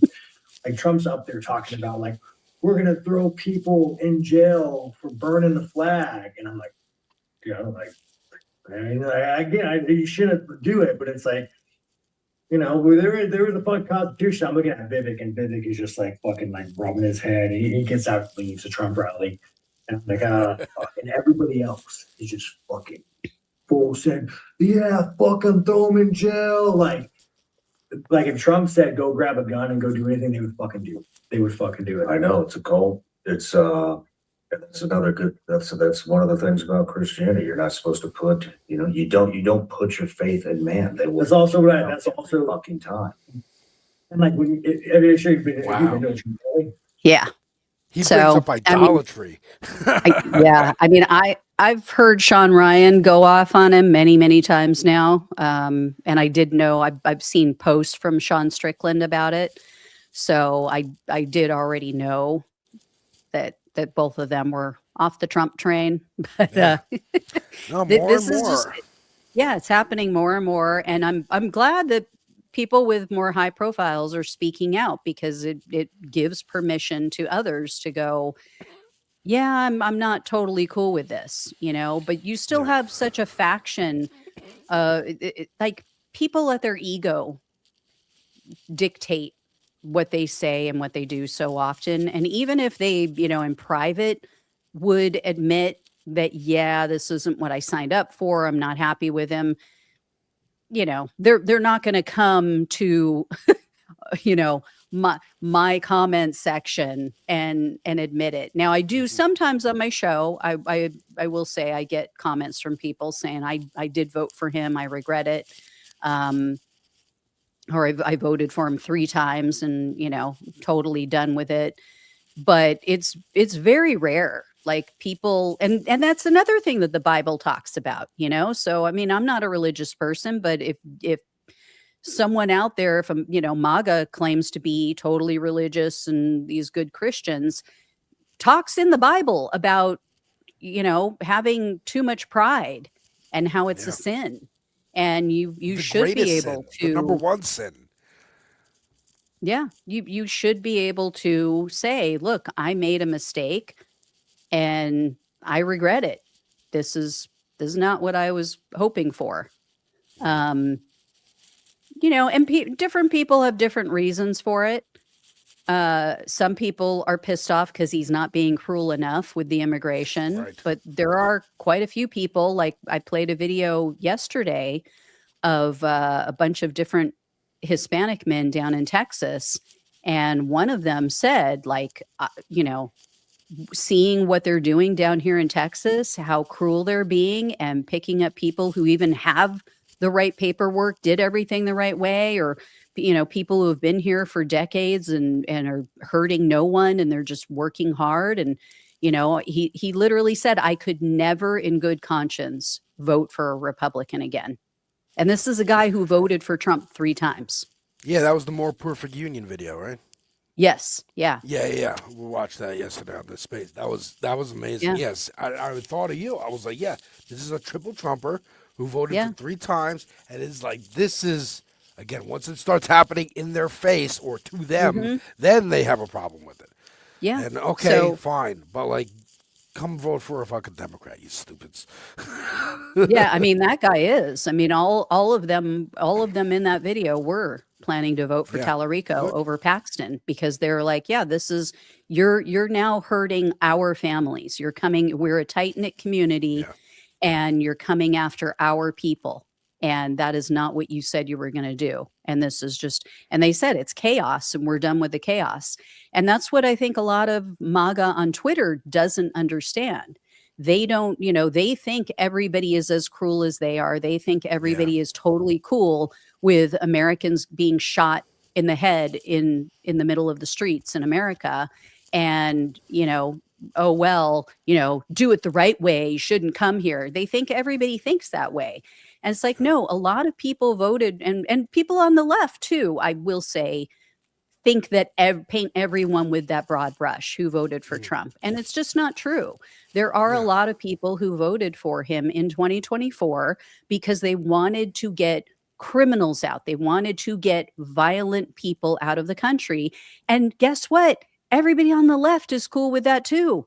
I don't want violent criminals here. I don't want, criminals here in general. It's just we have a different definition of criminal. I don't think it's criminal, as that one candidate said, to come across the border seeking a better life. Right. That is It's a as he civil said, it's a infraction. civil That was Oliver violation. Yeah, and now they're Stephen Miller. The whole plan is to make anything that criticizes them is criminal. If you protest a data center, that's criminal. If you make a joke about Stephen Miller or Charlie Kirk or Donald Trump, that's a criminal offense. You burn the flag, you protest, period. That's criminal. Yeah. They are going for the fascism speed run, and I don't think it's working out for them. I don't think it's going to Yeah. work out for them. I think they're going to No, fail. they're overplaying their hand and they're misreading the moment. They think that they, and I think a lot of people on Twitter, a lot of MAGA people on Twitter, falsely bought Donald Trump's bullshit, saying that he won in an overwhelming landslide. No, you didn't. He didn't even win a majority. He won a plurality, and he only won by 1.5%. So that's not a landslide.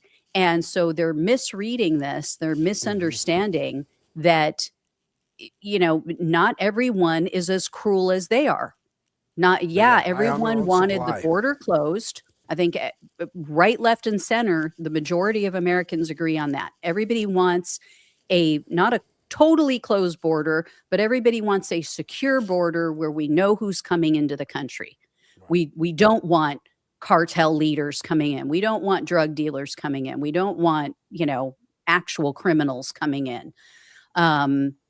But we don't want your average Hispanic person who came here 20 years ago seeking a better life or running away from crime to be slammed to the ground and handcuffed and, given no due process and then thrown out of the country for no reason. So, but they they're overplayed their finding hand. They out. committed one of the cardinal sins. They got high on their own supply. They bought into their own hype. And no, not everyone is on board. In fact, most people are not. Most people voted for you for financial reasons, and you're shitting all over them.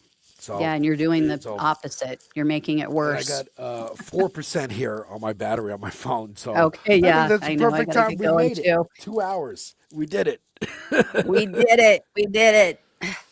Thanks, like folks, Dora the so much for Explorer. We watching. did it. We did it. I like Dora. That was great. Folks, thank you so much for watching. This is On Flow Friday. It will be every Friday at noon Pacific, 3 p.m. Eastern. I don't know what it is Central. I don't know what's going on in the middle of the country. Yeah, I think it But, changes depending on your state. So And then we'll see if we get rid of or if we keep daylight savings time around the clock, around here. That would be nice. Go follow Raw News and Politics over on Twitch. Go follow Devil's Advocate Productions over on Twitch. And I am 6 subscribers away and all of from us 1,000 and both of us on YouTube as well.